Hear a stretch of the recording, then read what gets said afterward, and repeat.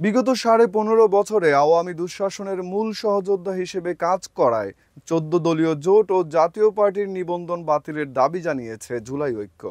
এছাড়াও দেশের গণমাধ্যম ও সাংস্কৃতিক অঙ্গনকে ফ্যাসিস্টদের প্রভাবমুক্ত করার জন্য পাঠ্যপুস্তকে জুলাই বিপ্লব অন্তর্ভুক্ত, বিগত ১৬ বছরে সংগঠিত গণহত্যা ও অপরাধের দ্রুত বিচার নিশ্চিত করা সহ বেশ কয়েকটি দাবি উত্থাপন করেছে প্ল্যাটফর্মটি। মঙ্গলবার ১৩ই মে দুপুরে ঢাকা বিশ্ববিদ্যালয়ের মধুর ক্যান্টিনে এক সংবাদ সম্মেলনে এসব দাবি জানায় জুলাই ঐক্য।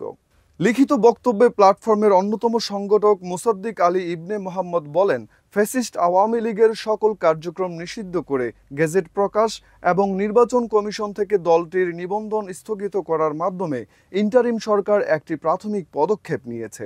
এটি আমরা স্বাগত জানাই।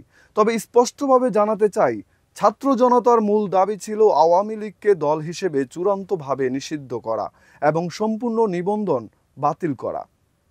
শুধুমাত্র সাময়িক স্থগিত আদেশ সেই দাবির পূর্ণ প্রতিফলন নয়।